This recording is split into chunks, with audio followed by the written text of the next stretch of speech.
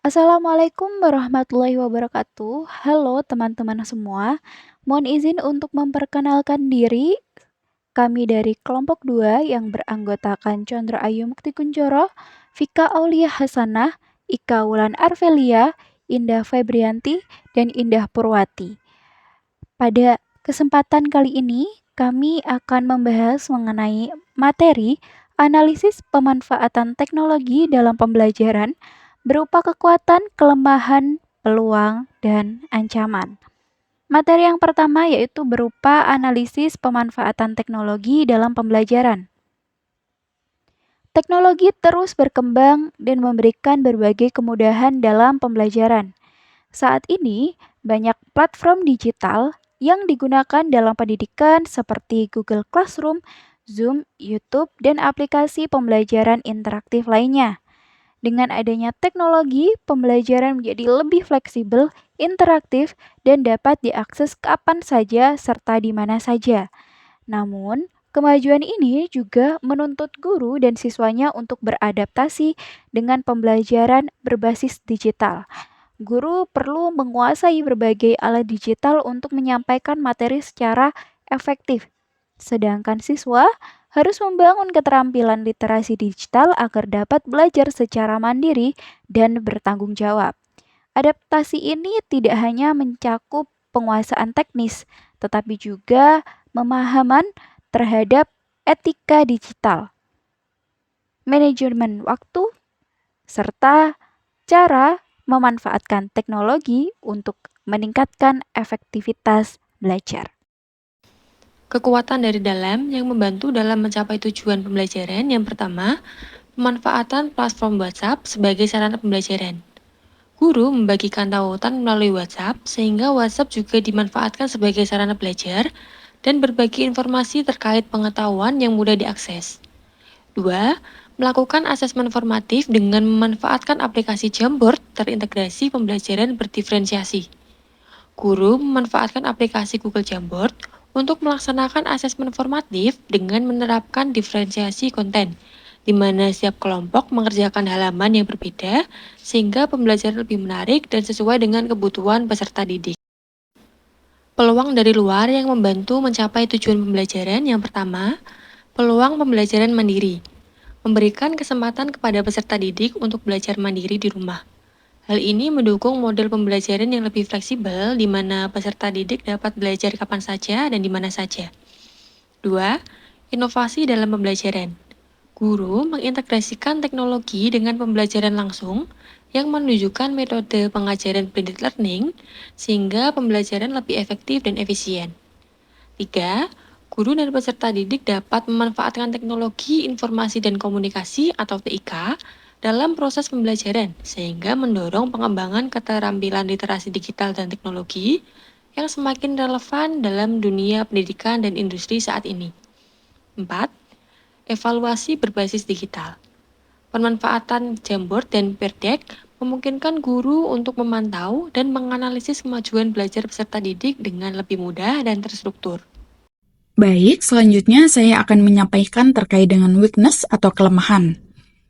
Pertama, ada ketergantungan pada koneksi internet. Sebagian besar teknologi yang digunakan dalam pembelajaran itu seperti YouTube, PPT, pengiriman link tugas, dan Google Jamboard memerlukan koneksi internet yang stabil.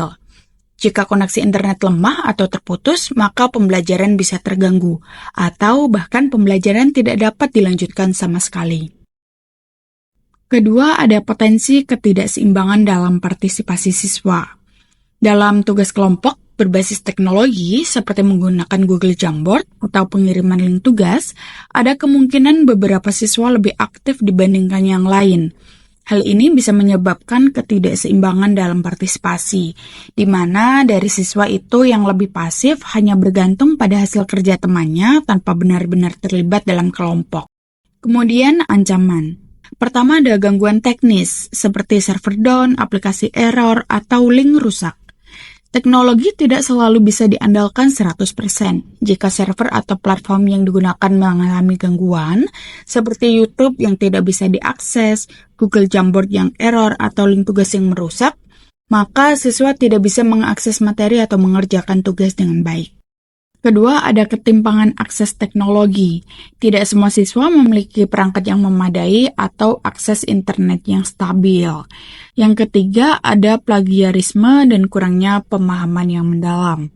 Teknologi memang memudahkan akses informasi, namun di sisi lain juga meningkatkan risiko plagiarisme.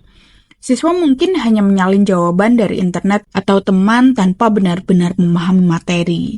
Jika tidak diawasi dengan baik, pembelajaran berbasis teknologi justru mengurangi daya kritis dan kreativitas siswa. Yang terakhir, ada ketergantungan berlebihan pada teknologi.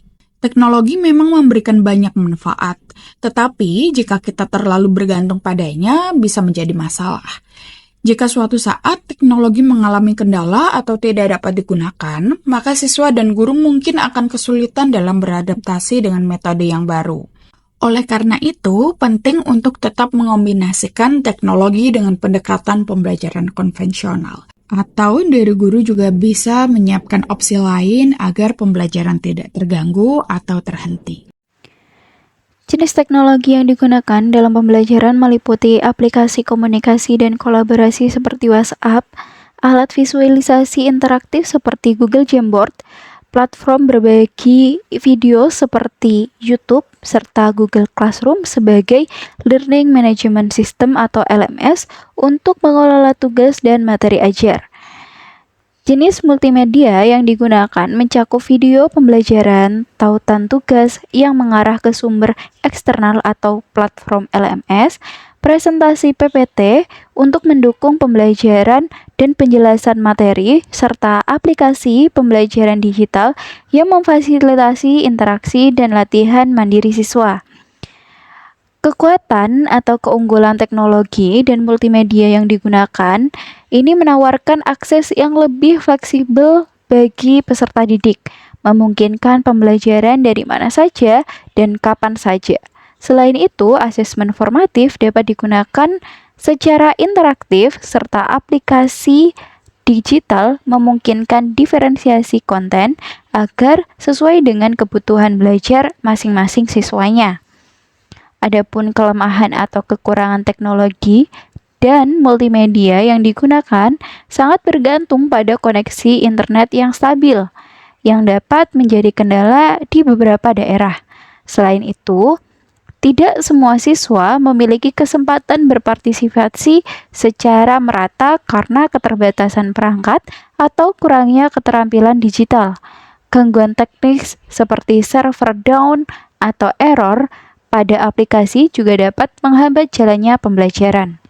Peluang interaksi pada integrasi teknologi dan multimedia di dalam pembelajaran bahasa Indonesia dapat meningkatkan pembelajaran pada siswa lebih mandiri, memungkinkan inovasi dalam metode pengajaran, serta membantu siswa mengembangkan keterampilan literasi digital yang penting di era modern. Selain itu, evaluasi berbasis digital dapat meningkatkan efisiensi dan akurasi dalam penilaian pembelajaran. Yang terakhir, ancaman dan tantangan dalam integrasi teknologi dan multimedia dalam pembelajaran meliputi gangguan teknis yang dapat menghambat kelancaran pembelajaran, ketimpangan akses terhadap perangkat dan internet, risiko plagiarisme akibat kemudahan akses informasi, serta kemungkinan ketergantungan terhadap teknologi yang dapat mengurangi interaksi langsung dalam proses belajar mengajar. Materi kali ini dapat disimpulkan bahwa yang pertama, teknologi memberikan banyak manfaat dalam pembelajaran, tetapi juga memiliki banyak tantangan. Yang kedua, diperlukan solusi untuk mengatasi kelemahan dan ancaman yang ada.